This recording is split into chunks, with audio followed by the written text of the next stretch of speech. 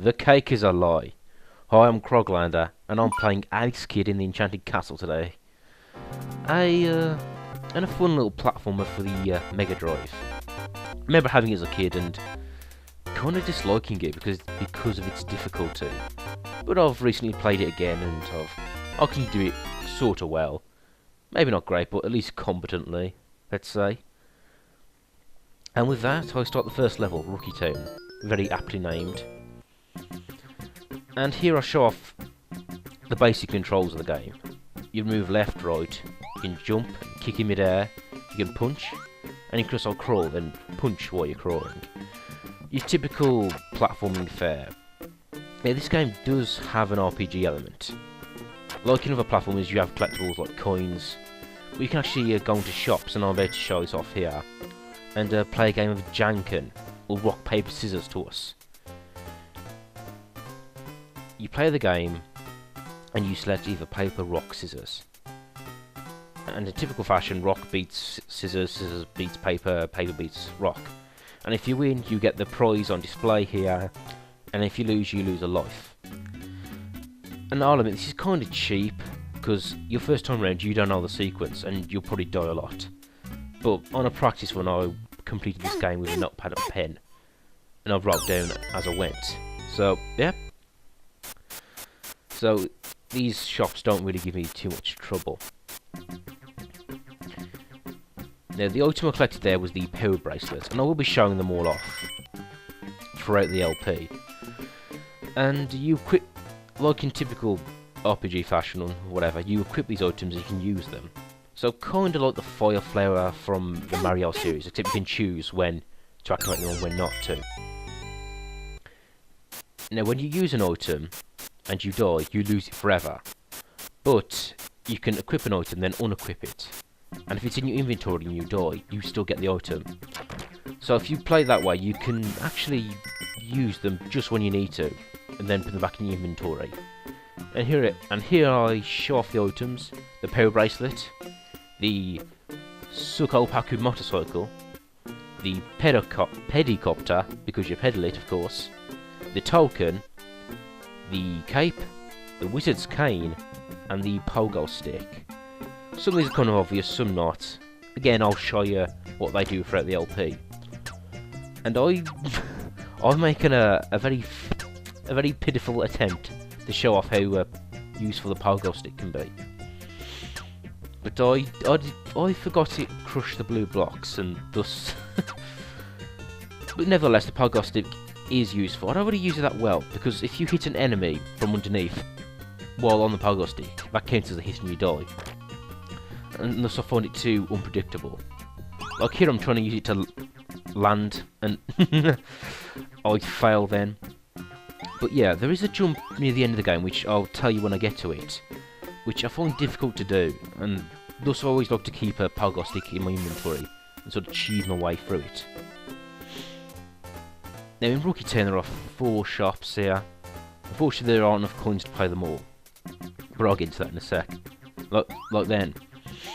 Yeah, you need to bet money, and if you don't have enough you don't play, obviously. And pretty much throughout this LP I do make an effort to get lots of coins, just because I want to make sure I have enough to play these games. And that I want to show off as much of this game as possible, which so it isn't a speedrun or a regular one. And I show off the items and secret areas that I know of. Speaking of which, I'm on my way to get one right now. Now these secret areas, I think I know where nearly all of them are. It wouldn't surprise me if there was some others I don't know about. And here I'm trying to vainly find where I land into. Oh, well, here we go. Secret smashing blocks. And the enemy to the right, it kind of reminds me of Emperor Pilaf. It's got that very sort of ancient Chinese design. And I've actually forgotten the name, but it is based on a proper Far Eastern mythology type creature. A jumping zombie would be a loose translation. Oh, and 3 in 1 hit. There we go. Now something I'll explain about the hit system is that there is no life bar. You get hit once, you die. and say if you land on top of an enemy, that doesn't kill them. You need to be attacking them. And I think that's partly why I found this game difficult as a child. The whole one-hit kill system. Yeah, but looking back now, I think it was kind of obvious I should have used the items a bit more effectively. You know, made a point about learning what sequence I had to use. I know something I will explain what I did there is when you're playing Janken or Rock Paper Scissors, you cycle. The music plays. You cycle through your hand, and when it stops, the opponent plays their hand. But what you can do is, while the music is playing, just press X or B or the jump button straight away, and it stops the game instantly. And that's pretty much how I learned the sequence. I learned what moves to play first. Then I pick rock, stop the game straight away, and that usually works. The best way to remember. And here, I show off the power bracelet. Very, very cool item. You sort of kick, and when you kick and punch, shoots a wave of energy, and kills enemies. And like I explained before, it's a one-hit kill system, not life bar. And there aren't many of these in the game, so it's pretty much a godsend. Now at this point, I do consider if I want to grind 500 coins so I can play the last game and into the last shop. But so I think to myself, I really shouldn't subject you to grinding, so I'll just carry on. So yeah, this item very useful. Again, if you die with it equipped, you lose it forever. If you die with it in your inventory, you get to keep it. So it's worth using sparsely. And so I collect the jelly donuts. The Prairie. Now here I get to show off this item called the... I'm just looking at my paper. The Sukopaku motorcycle. Or just a bike. Pretty cool item. You can use it to smash through obstacles and run through enemies. But I equip it now. Again, kind of a rare item. Now you smash through enemies and obstacles until you hit a solid one. And then it just destroys the bike. And do I... Yep. Kind of a shame. And you can jump on the motorcycle. By the way, so it takes practice to get used effectively. And something else about the level design is I don't think the bike's too useful in most of the levels because they're not flat, and you have to be really precise with jumping. Can be a pain. Although I've seen on YouTube someone did a tool-assisted speedrun, and essentially their tactic is to use the bike on most of the levels and do these really long jumps where they jump from one block to another across a gap. And it is tool assisted, so he was probably playing at like a 1/16 of the speed or something. Because that's what tool assisted means. It's a speed run where you sort of hack the game. No, it's interesting to see the game completed in its most fastest possible time, but so just using tools just doesn't seem like an accomplishment. It's an interesting thing to do, but I'm not necessarily impressed. Sorry if there's anyone out there who does TSAs. And of course this secret area has skeletal bones there, which I kind of like. It's a nice decoration. Because speaking of the art style of this game, there are some interesting levels and themes, but it's not bad. But I think there's a few bland ones. Like this one is very earthy. And prairies. I know if you haven't noticed by now, these chests, the grey ones, they sometimes have a life. They sometimes have a special item. But as you can see just there, sometimes they have bombs. So, I think they are randomised, but I've discovered there is sort of a pattern as such, where you get a specific chest, and most of the time you have a life, or most of the time you have bombs, but sometimes they do have a life. And a hedgehog. I couldn't help wondering if the designers of this game were like, a hedgehog? There's an idea. Because this came out before Sonic the Hedgehog 1. And Alex Kidd was pretty much the mascot for Sega. Until the whole blue blur came along. And here I get the Pedicopter, and I do show that off here. In the next level. And with the jelly donuts, we're on to the next level. Splashy Sea, the game's token water level. Although water does appear throughout the game. But what's good about this game is, if you have an item like the pedicopter, I said pedicopter there, no, don't get confused, but if you have this item, you can use it to cheese your way past the water and fly over it. Now the controls, you move left, right, you pedal to go up by mashing the jump button, and if you don't do it, you just fall. I remember playing this the first time with the pedicopter, and when I used it, I just fell straight down into the water.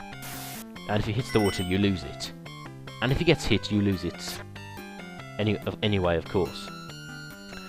Particularly if you get hit by an enemy. But the good part is, it will at least take a hit for you, so it can act as a shield.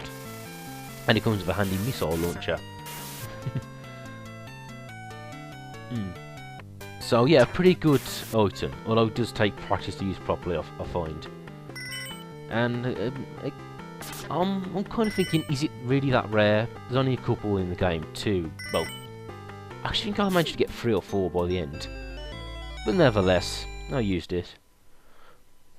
And when playing this game, I thought, do I show this level with the item, with the pedicopter, or do I just play it regularly? And I thought, I'll record multiple runs through the level and sort of edit them back to back. Just to show off most of the game and show off the items and to show off how to do it without them, of course. And here I find a secret pot and I win myself a wizard's cane. Very handy there, little secret, which I like. It's good when you're in a game when you discover a secret. Kind of feel some kind of accomplishment, I guess, if you can understand what I'm driving at there. Now swimming, pretty much move up, down, left, right, and you can still punch in the water. So at least that's something. A lot of the time you can be vulnerable whenever a character goes underwater, and you don't have to worry about water. You can just breathe underwater, I guess. I do like the blocks in the shape of a love heart. Oh, kind of like a nice little motif here. Now, to mention a bit of the history of Alex Kidd, is he has actually had several games on the Master System, the game that come before this. And I'm guessing maybe this game didn't do too well, or maybe Sonic just took off. Well, actually, I think that a lot of the people who made Alex Kidd made Sonic the Hedgehog 1. So maybe they just tried a different idea. Anyway, back to his previous game on the Master System, the main one, at least, was called Alex Kidd in Miracle World. And I remember watching a feature about this game on Blistered Thumbs, the website about games.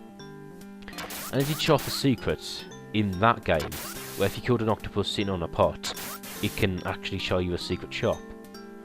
And when I heard about that, I thought, there's an octopus in this game, in the Enchanted Castle. Would that work? And actually tried it on a practice run, and it did. There is a secret shop hidden under that pot, which would probably be even more secret if if there wasn't one just before it. Kinda ruins the surprise, guys. And you can punch these arms off, but I'm using the power bracelet to just make it easier on myself. And if you don't have it, just skip it, really. You'll probably get hit by something. Yeah. Definitely playing this game again brought back feelings of nostalgia when I played this game before. It's like, don't get hit, man, be careful.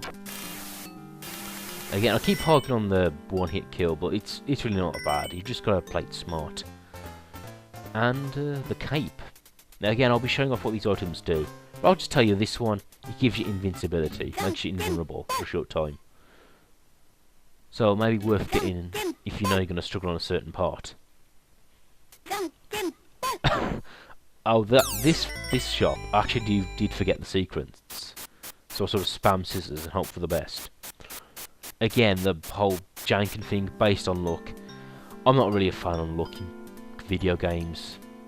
It kind of seems a bit cheap to me, but oh well. Like I said, I've learnt the sequence, so bring it on, Alex Kidd. And like I said before, I de-equip the power amulet, the power bracelet even. I'm forgetting the names already. Gee. But anyway, I'll de-equip it, just in case I do die, I get to keep it.